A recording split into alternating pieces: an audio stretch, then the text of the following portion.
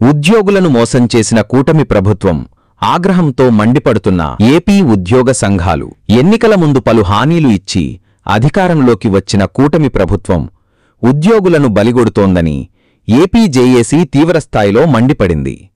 1.5 సంవత్సరం గడిచినా కొత్త పీఆర్సీ లేదు, ఐఆర్ లేదు, 4 డీఏలు పెండింగ్, రూ. 30,000 కోట్ల బకాయిలు మాత్రం పెరుగుతూనే ఉన్నాయి. ఉద్యోగుల కష్టాలు వినడానికి ముఖ్యమంత్రి చంద్రబాబు ఒక్కరోజు సమయం కేటాయించలేదని ఏపీ జేఏసీ అమరావతి రాష్ట్ర చైర్మన్ బొప్పరాజు వెంకటేశ్వర్లు ఆగ్రహం వ్యక్తం చేశారు. పండుగల సమయంలోనైనా, క్యాబినెట్ సమావేశాల్లోనైనా మా సమస్యలపై చర్చ జరుగుతుందేమోనని ఎదురుచూస్తాం, కాని ప్రతిసారీ మోసమే మిగిలింది అని ఆయన ఆవేదన వ్యక్తం చేశారు. 2 ఏళ్లుగా గ్రాట్యుటీ లేదు, ఈఎల్స్ మంజూరు చేయడం లేదు, కాంట్రాక్టు ఉద్యోగులను రెగ్యులర్ చేస్తామని ఇచ్చిన హామీని కూడా విస్మరించారు. రూ. 10-12 వేల జీతంతో పనిచేస్తున్న ఔట్సోర్సింగ్ సిబ్బందికి ఉన్న సంక్షేమ పథకాలు కత్తిరించడమే కాక వాటిని పునరుద్ధరిస్తామని ఇచ్చిన మేనిఫెస్టో హామీని కూడా తుంగలో తొక్కారు.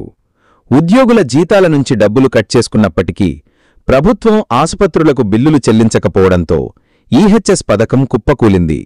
ఇప్పుడు ఉద్యోగులు, పింఛనుదారులు లక్షల రూపాయలు ఖర్చు చేసి వైద్యం చేయించుకోవాల్సిన పరిస్థితి ఏర్పడింది. రిటైర్డ్ ఉద్యోగులకు ఇవ్వాల్సిన రూ. 15 నుంచి 20 లక్షల వరకు బకాయిలు కూడా ప్రభుత్వం చెల్లించకపోవడంతో ఆవేదన మరింతగా పెరుగుతోందని జేఏసీ ధ్వజమెత్తింది.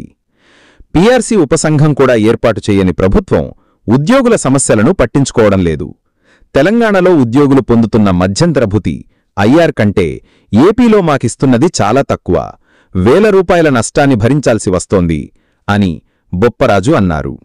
ఉద్యోగుల సమస్యలను పరిష్కరిస్తానని 3 నెలల గడువు కావాలని సీఎస్ చెప్పినా ఇప్పటివరకు ఒక్క సమస్య కూడా పరిష్కారం కాలేదని ఆయన దుయ్యబట్టారు. తక్షణమే స్పందించకపోతే భాగస్వామ్య పక్షాలతో కలిసి ఉద్యమ పథకాలు సిద్ధం చేసి పెద్ద ఎత్తున పోరాటానికి దిగుతామని హెచ్చరించారు.